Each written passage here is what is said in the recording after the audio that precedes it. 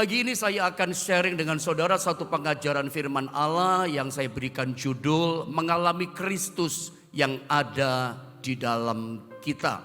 Langsung kita baca saja ayatnya, ayat yang tidak asing, saya pun sering sampaikan sama saudara.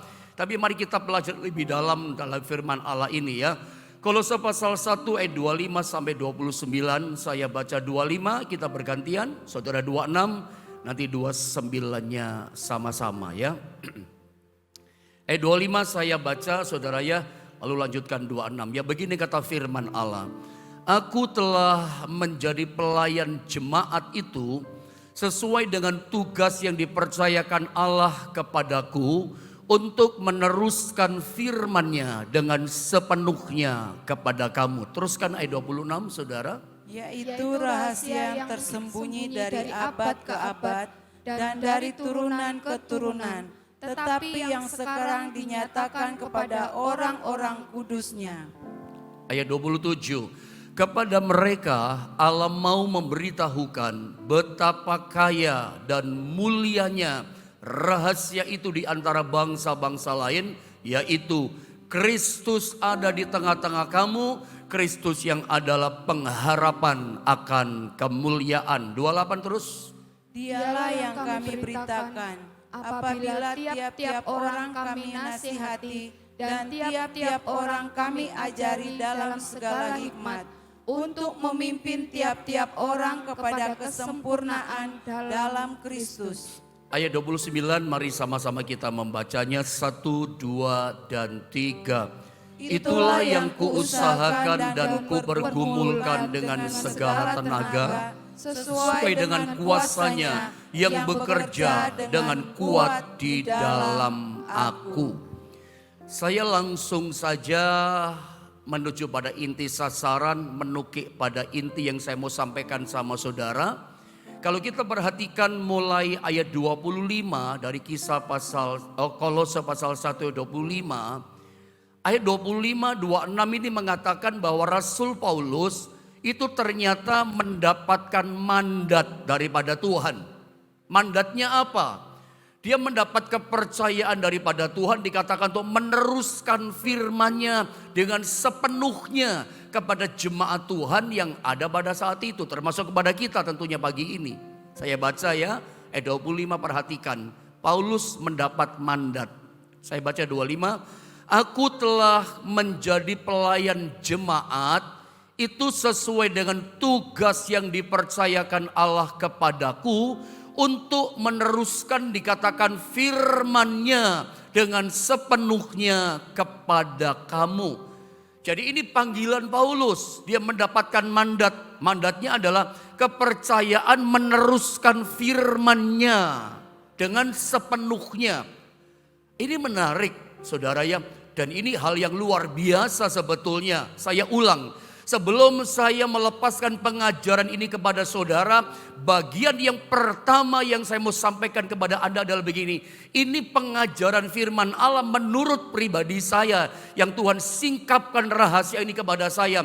Ini pengajaran firman yang sangat-sangat menarik untuk kita pelajari. Kenapa menarik? Ada satu pelajaran dari seorang hamba Tuhan yang bernama Paulus. Dia mendapatkan mandat dari Tuhan. Mandatnya adalah kepercayaan meneruskan firman-Nya secara sepenuhnya. Gak boleh dikurangi. Itu bobot firman. Perkataan-perkataan kalimat yang bersumber dari Tuhan. Kata ayat ini, itu sepenuhnya, seutuhnya. Gak boleh diperhalus. Gak boleh dipercantik. Ya, nggak boleh dikurangin, sepenuhnya apa adanya, sampaikan kepada jemaat yang ada pada saat itu, termasuk kepada kita. Ini pun menjadi warning. Ayat 25 pun menjadi templakan buat saya sebagai gembala, juga tentunya buat rekan-rekan hamba Tuhan yang mendengar firman Allah ini, bahwa setiap perkataan firman yang Tuhan taruh di hati kita, setiap firman Allah yang Tuhan singkapkan rahasianya kepada kita, memang seharusnya seperti ayat 25, sampaikan sepenuhnya. Tidak boleh ditambah, tidak boleh dikurang perkataan Allah, dan itu hasilnya pasti dahsyat, hebat, dan luar biasa. Bekerja itu kuasa firman seperti yang Tuhan mau. Nah pertanyaannya adalah, di ayat 26, rahasia bahwa ternyata mandat ini yang menyampaikan firman Allah, meneruskan firman Allah sepenuhnya. Firman ini menarik, di dalamnya mengandung rahasia. Rahasia apa? Coba kita lihat ayat 26 saudara ya. Yaitu rahasia yang tersembunyi dikatakan dari abad ke abad dan dari turunan ke turunan. Tetapi yang sekarang ini dinyatakan kepada orang-orang kudusnya. Ini menarik loh, sangat menarik. Bahwa ternyata Paulus dikasih mandat kepercayaan oleh Tuhan meneruskan firman-Nya kepada jemaatnya. Dan ternyata firman yang dikasih mandat mengandung rahasia. Dan ternyata ayat 26 katakan rahasia ini tadinya tertutup rapat beratus-ratus tahun lamanya. Rahasia ini tidak ada seorang pun yang tahu. Rahasia ini tertutup dari turunan ke turunan. Gak ada yang ngerti turunan manusia. Rahasia apa? Kata firman Allah yang kemudian dibukakan kepada Paulus. Dan Tuhan katakan, aku kasih mandat ini. Teruskan rahasia firman Allah ini sepenuhnya kepada jemaat Tuhan. Pertanyaannya, rahasia apa yang tertutup dari generasi ke generasi? Rahasia apa yang tertutup dari turunan ke turunan beratus-ratus tahun. Tidak ada orang yang mengerti. Nabi gak ngerti, rasul yang lain gak ngerti. Generasi orang percaya gak ada yang tahu. Tertutup, termeterai, tidak ada yang mengerti. Rahasia apa? Ayat 27 memberitahu kepada kita. Rahasia itu adalah ini, ayat 27 ya. Kepada mereka dikatakan Allah mau memberitahukan, dibuka rahasianya. Ini rahasianya, betapa kaya dan mulianya rahasia itu. Apa rahasianya? Di antara bangsa-bangsa lain yaitu ini rahasianya. Kristus ada di tengah-tengah kamu. Ini rahasia yang tertutup, tidak ada orang tahu. Beratus-ratus tahun lamanya Nabi pun tidak tahu. Orang perjanjian lama, nabi-nabi yang hebat, yang dahsyat, yang luar biasa, yang diurapi Tuhan masa perjanjian lama, gak ngerti rahasia ini. Tertutup, rapat. Sampai masuk pada masa perjanjian baru gak ada yang ngerti. Sampai murid-murid Yesus yang lain gak mengerti. Mandat ini dipercayakan pada Rasul Paulus. Rahasia apa? Kristus ada di tengah-tengah kamu. Yang menarik, kalau kita bandingkan dalam terjemahan Alkitab versi bahasa Inggris New King James Version, kata Kristus ada di tengah-tengah kamu, ternyata kalimatnya bukan seperti itu. Dalam terjemahan New King James Version itu disalin dengan kata Christ in you. Kristus ada di dalam kamu. Berbeda terjemahan. Tapi terjemahan bahasa Inggris lebih mendekati terjemahan bahasa Yunani aslinya. Bahwa rahasia yang tertutup beratus-ratus tahun, yang rahasia termeterai, tidak ada orang mengerti. Kemudian oleh Rasul ini dipercayakan, disingkapkan. Rahasianya adalah Kristus itu ada di dalam kamu. Dan Kristus yang ada di dalam kamu, Christ in you, itu dikatakan adalah pengharapan akan kemuliaan. Saudara, dan ternyata lebih menarik lagi, kalau kita turun di ayat yang ke-28, ini ada sesuatu yang menarik. Terutama buat saya sebagai seorang gembala, juga buat teman-teman hamba Tuhan yang lain, juga tentu menarik buat Anda sebagai jemaat. 28 menerangkan sesuatu yang luar biasa. Rahasia itu sesuatu yang luar biasa. Apa yang Paulus kerjakan ketika dia mengerti, dibukakan rahasia itu. Kristus bukan sekedar ada di tengah-tengah kita. Dia bukan cuman Immanuel menyertai kita. Dia bukan cuman ada bersama dengan kita. Tapi disingkapkan, dia tinggal dalam hidup kita. Dan ayat 28 dikatakan, dialah yang kami beritakan. Ini keren. Saya ulang, Paulus berkata kepada jemaat yang dilayani saat itu, dialah yang kami beritakan.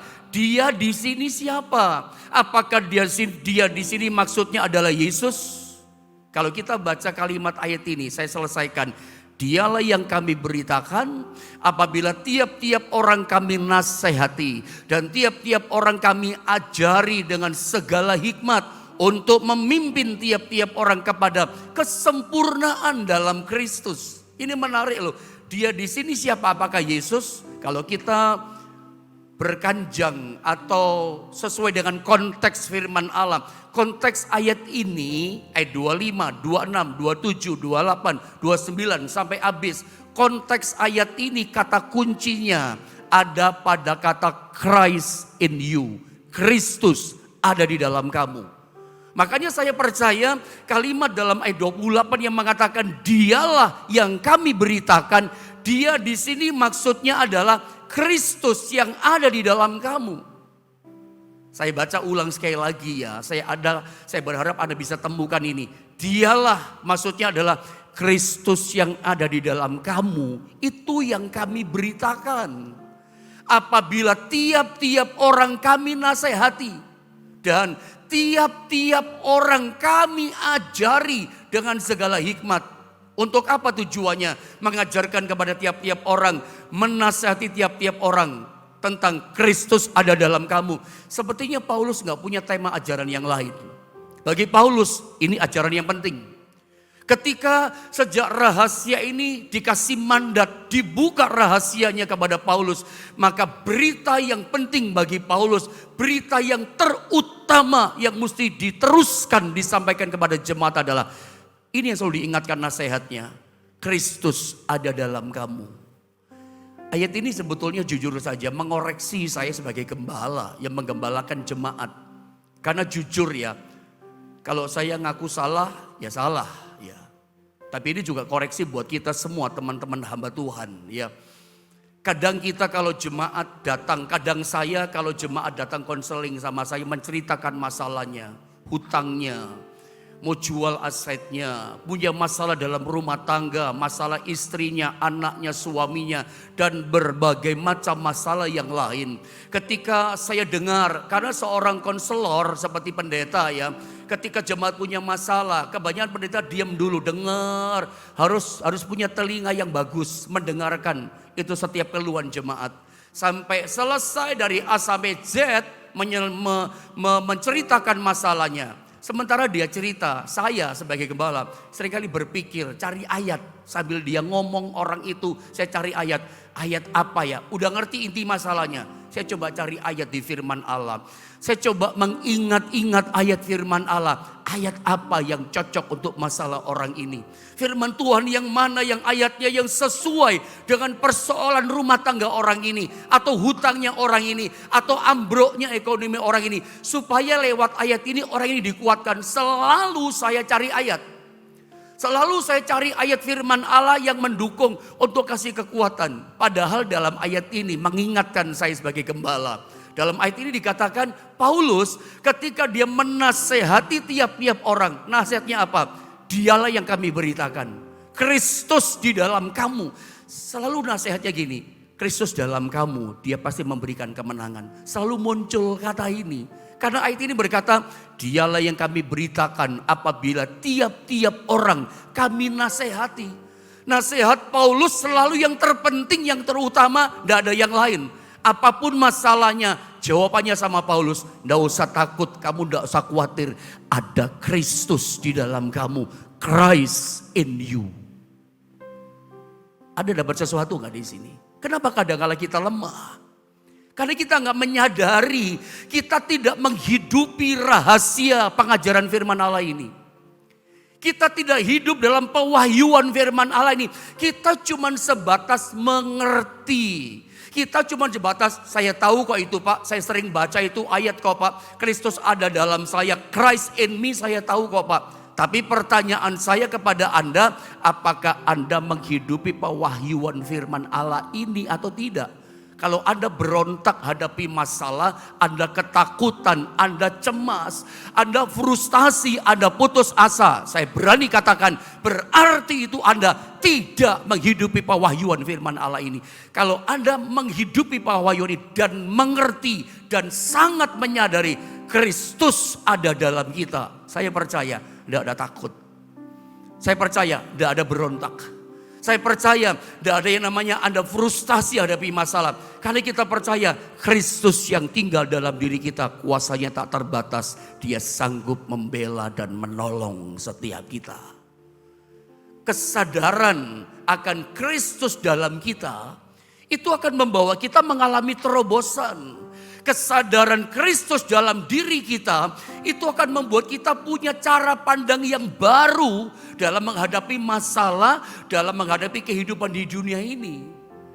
Cara kita ibadah pun beda. Kalau Anda menyadari, saya ulang ini kata buat Anda semua, juga buat saya. Ketika kita benar-benar menyadari kesadaran Kristus tinggal ada dalam hidup kita, wah, itu membuat cara hidup kita berbeda loh. Nggak sembarangan kita bawa langkah kaki kita. Nggak sembarangan mulut kita nyerocos ngomong. Nggak sembarangan kita berbuat sesuatu. Karena kita sadar dan menyadari ada Kristus yang tinggal dalam hidup kita. Apa Anda berani coba tipu sama orang? Apa Anda coba berani mulut kita fitnah sama orang ketika kita menyadari ada Kristus dalam diri kita? Anda akan berpikir 1000 kali satu berpikir mau buat yang jahat. Anda mau bikin dosa, tapi ketika menyadari ada Kristus dalam diri kita, dosa itu akan berhenti. Anda akan urung, Anda akan tidak jadi buat dosa. Makanya saya yakin hidup dalam kekudusan, hidup dalam kebenaran, hidup dalam ketaatan, itu adalah sesuatu yang sangat-sangat mungkin. Kenapa? Karena kesadaran ada Kristus tinggal dalam hidup kita. Kalau Anda berkata, mana bisa Pak Pendeta, zaman gini hidup bisa kudus. Mana bisa Pak Pendeta, zaman gini kita hidup benar. Hidup benar, hidup kudus adalah bukan sesuatu yang mustahil. Adalah sesuatu yang sangat-sangat mungkin. Kapan? Ketika kita menyadari, sadar betul hidup dalam pewahyuan ini bahwa Kristus ada dalam hidup kita. Selesai. Saya berharap Anda bisa menangkap firman Allah ini.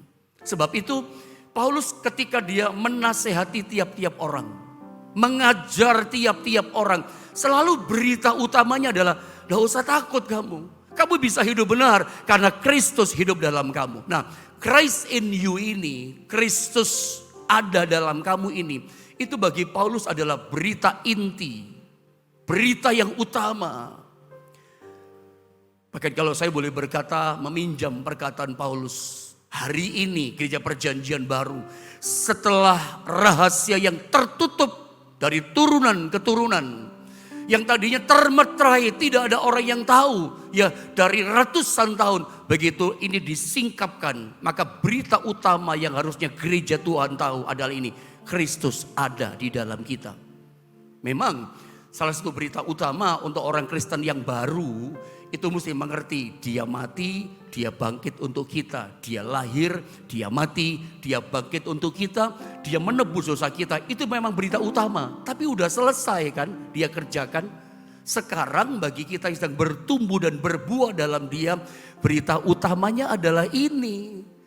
Saya berharap rahasia firman Allah yang disingkapkan buat setiap kita pagi ini, itu menjadi berita inti, hal yang utama dalam kekristenan kita. Setiap langkah, makanya saya katakan menyadari Kristus dalam diri kita akan membawa kita mengalami terobosan yang hebat.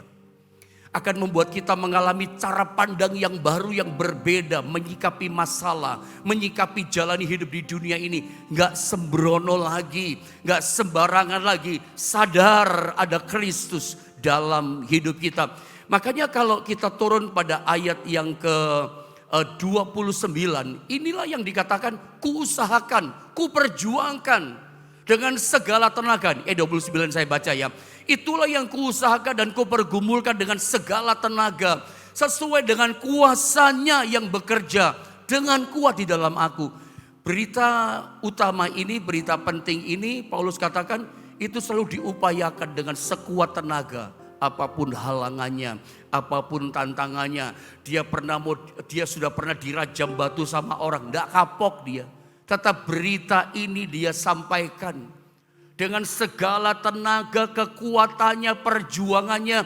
Ya, dia terus beritakan dengan kuasa Tuhan, tentunya dia beritakan Kristus ada dalam kamu, Kristus ada dalam kamu. Tiap ketemu sama orang, berita penting ini yang diutamakan. Itu diperjuangkan sekuat tenaga dengan kuasa Tuhan oleh Paulus. Kristus ada dalam kamu. Nah, kesimpulan saya, Dari Kolose pasal 1 ayat 25, maksud saya sampai dengan ayat 29. Ya, kesimpulannya ada memang pada ayat 27, 28 saudara ya. Yang pertama adalah Christ in you, Kristus dalam kamu, itu menjadi rahasia dan sumber pengharapan bagi setiap orang percaya untuk mengalami kemuliaan. Saya ulang saudara ya. Christ in you, Kristus dalam kamu, itu akhirnya menjadi satu rahasia dan sumber pengharapan bagi setiap orang yang percaya untuk mengalami kemuliaan. Saya mau tanya, adakah di antara saudara pagi ini yang doa pagi bersama dengan saya, ada rindu mengalami kuasa kemuliaan Tuhan?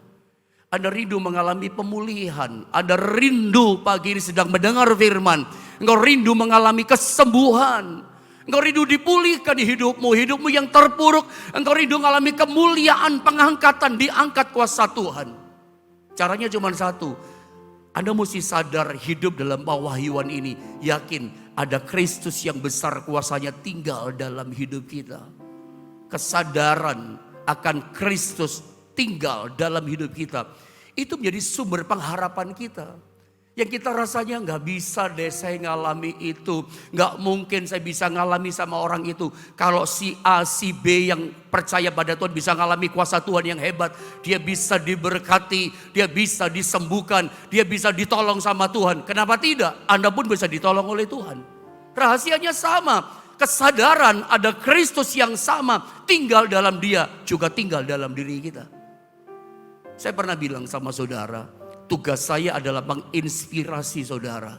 Dalam setiap berita-berita pengajaran firman, bagian saya menginspirasi. Anda tidak bisa terus bergantung sama hamba Tuhan. Hamba Tuhan tempat tinggalnya berbeda dengan saudara. Anda mesti bergantung pada Kristus yang tinggal dalam hidup saudara. Saya pernah berkata adalah saya merasa gagal gitu ya. Sebagai seorang hamba Tuhan, kalau tiap-tiap orang yang saya layani itu selalu bergantung kepada saya. Ya, kita sekali-sekali bolehlah datang minta doa sama pendeta. Itu bagian tugasnya pendeta. Tugas gembala mendoakan jemaat. Tapi bagi saya gembala seperti saya akan gagal kalau jemaat itu gak bisa doa, gak bisa apa-apa. Gak punya pengharapan akan Tuhan. Gak yakin bahwa kuasa Tuhan bekerja tanpa batas dalam dirinya. Kristus yang tinggal dalam diri hamba Tuhan, itu Kristus yang sama tinggal dalam hidup saudara. Tugas saya mengingatkan itu sama saudara. Pagi ini pun saya mau ingatkan sama saudara, ayo bangkitkan kesadaranmu dan hidupi pewahyuan firman Allah ini. Apapun keterpurukanmu, sedang terpurukkah engkau? Sedang dalam kesulitankah engkau? Sedang khawatirkah hidupmu? Saya mau berkata, Kristus ada di dalam kamu. Christ in you, Kristus yang sama tinggal di dalam saya. Kristus yang sama hidup di dalam kamu sekalian, kata firman. Engkau kalau rindu mengalami kemuliaan, ya pengharapan kita sumbernya Kristus yang di dalam diri kita. Jadi kesimpulan saya yang pertama ini, Kristus dalam diri kita itu menjadi sumber pengharapan untuk kita mengalami kemuliaan. Yang kedua, Christ in you atau Kristus di dalam kamu itu menjadi rahasia dari orang percaya untuk mengalami kesempurnaan. Karena di ayat yang ke-29, 28 tadi katakan Paulus itu mengajar tiap-tiap orang. Tujuannya pengajaran itu Tuhan dalam kamu adalah untuk memimpin mereka dalam kesempurnaan. Makanya saya katakan serupa seperti Kristus adalah hal yang sangat mungkin, ya. Hidup dalam kekudusan adalah tidak mustahil. Hidup dalam ketaatan itu sangat mungkin. Kapan? Ketika kita punya kesadaran yang betul-betul sadar ada Kristus ada tinggal dalam hidup kita. Kekudusan itu sangat mungkin. Saya yang berkata, tentu saya berusaha melakukan ini. Saya menghidupi ini. Kekudusan hidup benar itu sangat mungkin ketika kita menyadari ada Kristus yang tinggal dalam hidup kita. Tapi mana bisa taat? Anda akan bisa taat kalau kau menyadari ada Kristus diam dalam diri kita. Karena ada satu ayat, dia yang menggerakkan kehendak ini. Ya, Filipi pasal 2 ayat 13. Coba jemaat Tuhan, mari kita sama-sama membaca ayat ini ya. Filipi pasal 2 ayat 13. Sama-sama kita baca 1, 2, dan 3. Karena Allah lah yang mengerjakan di dalam kamu baik kemauan maupun pekerjaan menurut kerelaannya. Ayat ini berkata bahwa Allah atau Kristus yang tinggal di dalam diri kita, Dia itu ternyata yang mengerjakan ya kemauan maupun pekerjaan menurut kerelaan. Kadang-kadang kita merasa kemauan kayak dari diri kita sendiri. Karena memang Kristus kan tinggal dalam kita. Kadang kita ingin ada satu desire, ingin buat ini, ingin melakukan ini. Coba kalau keinginanmu pagi ini aku mau hidup kudus. Kalau kemauan kita saat ini kehendak kita, aku mau hidup benar. Aku mau belajar kehendakku hidup taat. Saya percaya Kristus dalam diri kita bisa menggerakkan kehendak itu. Mengampuni itu susah kadang-kala saudara ya. Tapi banyak orang berkata gini, saya pengen mengampuni Pak Pendeta, tapi saya nggak bisa, nggak mampu mengampuni. Kita nggak bisa. Tapi Kristus yang tinggal dalam diri kita bisa menggerakkan, melakukan kehendak itu untuk kita bisa. Bukan kita, tapi Kristus. Ya, jadi ayat ini sangat luar biasa. Kristus dalam diri kita mengerjakan banyak perkara dalam hidup kita. Saya mau bawa saudara pada beberapa ayat saudara ya. Dalam Yohanes 16 ayat 7, Yesus mengatakan ini kepada murid-muridnya. Jadi lagi kumpul sama murid-muridnya, tiba-tiba Yesus berkata gini, Dia akan tinggalkan mereka. Tujuannya supaya Roh Kudus yang datang sama mereka. Nah, alasannya apa? Tuhan katakan itu. Coba kita lihat ayat 7 ya, Yohanes 16. Saya baca saja ini dengan cepat. Dikatakan begini, namun benar yang kukatakan ini kepadamu, kata Yesus, adalah lebih berguna, lebih bermanfaat, lebih ada benefitnya, kata Alkitab, bagi kamu, lebih bermanfaat bagi kamu jika aku pergi. Lihat, sebab jikalau aku tidak pergi ya kepada Bapa, penghibur maksudnya Roh Kudus ya tidak akan datang kepadamu, tetapi jikalau aku pergi, aku akan mengutus Dia kepadamu. Coba bayangkan kalau saat itu yang jadi murid-murid Yesus adalah kita semua. Murid-murid itu kita, Yesus jadi jawaban buat setiap para murid. Apapun masalahnya, jawabannya Yesus. Keberadaan Yesus, kehadiran Yesus di tengah-tengah muridnya, itu menjadi jawaban semua masalah mereka. Karena gini, kebersamaan Yesus, keberadaannya di tengah-tengah mereka, itu begitu luar biasa, begitu istimewa, begitu indah. Tiap hari bersama Yesus mereka mengalami mujizat. Tiap hari keberadaan Yesus di tengah-tengah mereka, itu luar biasa. Mereka lihat orang lumpuh jalan tiap hari loh. Orang buta lihat, orang mati dibangkitkan, orang kekurangan gak bisa makan, gak ada makanan di tempat yang sepi. Tuhan bikin mujizat, 5 ketol roti, 2 ekor ikan, kasih makan 5.000 laki-laki. Belum terhitung perempuan dan anak-anak. Keistimewaan mereka alami tiap hari, hal yang indah, hal yang dahsyat ketika Yesus berada di tengah-tengah mereka, beserta dengan mereka. Indah, tiba-tiba Yesus berkata, lebih berguna kalau aku pergi. Apa ada stres murid-muridnya? Apa ada kacau hati dan pikiran para murid? Lebih berguna aku pergi. Kalau aku tidak pergi, Roh Kudus gak datang. Tapi kalau aku pergi, Roh Kudus akan kutus datang kepadamu. Datang lalu bagaimana? 1 Korintus pasal 3 di ayat 16 itu katakan begini ayat ini, saya baca saudara ya. Tidak tahukah kamu bahwa kamu adalah bait Allah, ayat yang familiar, dan bahwa Roh Allah diam di dalam kamu. Ini luar biasa loh.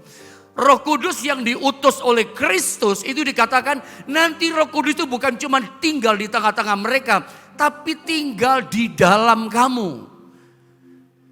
Di dalam, saya tidak sempat cari terjemahannya, tapi saya ingat terjemahannya dalam terjemahan Alkitab versi bahasa Inggris dalam Amplified Bible, itu disalin dengan kata permanent dwelling in you.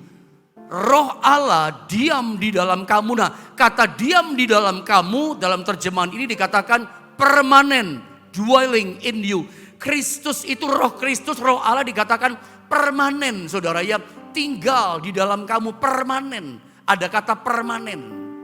Ya, permanen itu berarti selamanya dalam terjemahan Amplified Bible, saudara ya. Permanen. Jadi kita mesti percaya pagi ini, Roh Kudus cara bekerjanya bukan cuman sewaktu-waktu. Dia tinggal dalam hidup kita, orang percaya bukan sewaktu-waktu. Waktu butuh dia datang. Enggak, itu konsep perjanjian lama.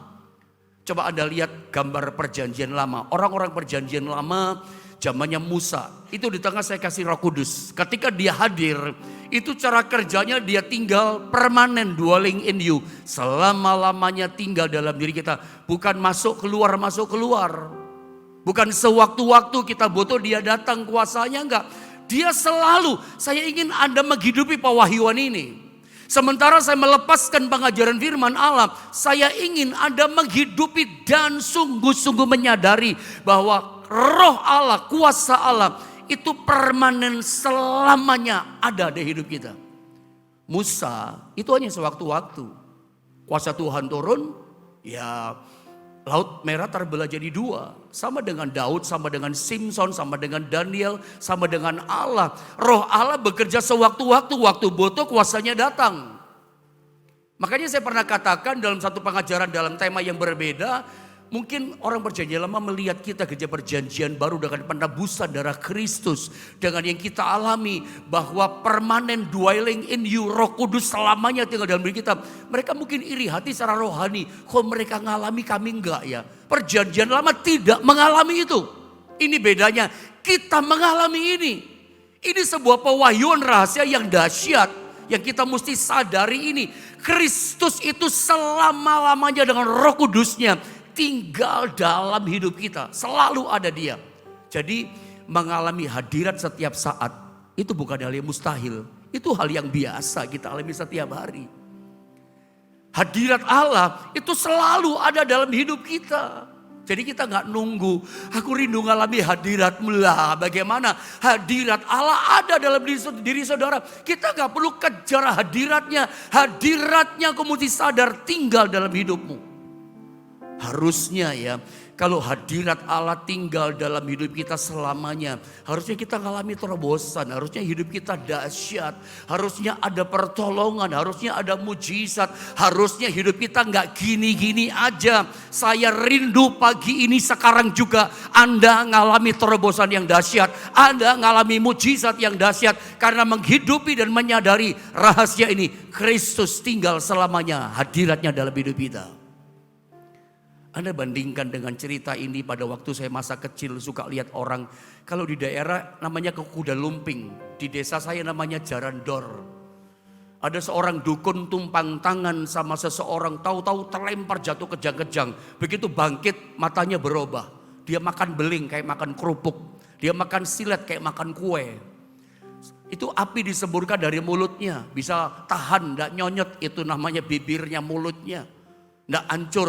Bayangan saya waktu kecil gini. Lalu mereka besok pagi kalau mereka buang air besar. Keluar apa ya? Silat dimakan. Semprong dimakan. Beling dimakan. Itu bayangan saya. Itu coba bayangan ya. Begitu ditumpang tangan. Ini mikir gini. Waduh, kuasa Tuhan kalah sama dukun nih.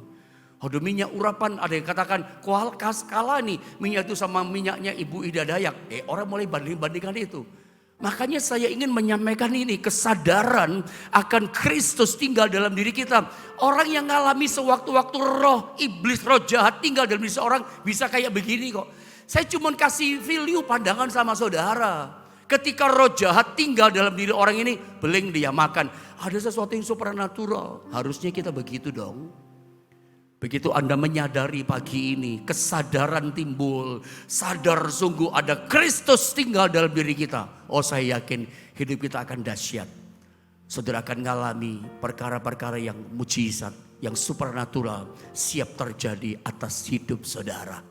Pesan pentingnya adalah Kristus tinggal dalam hidupmu. Beritahu kepada keluargamu, apapun masalahnya, jangan takut, ada Kristus tinggal dalam diri kamu. Hari ini pun saya gembala saudara berkata, saudara jangan takut dengan masalahmu, ada Kristus yang tinggal dalam diri kamu. Kuasanya lebih besar dari setiap masalah kita hadapi. Yesus terlebih besar.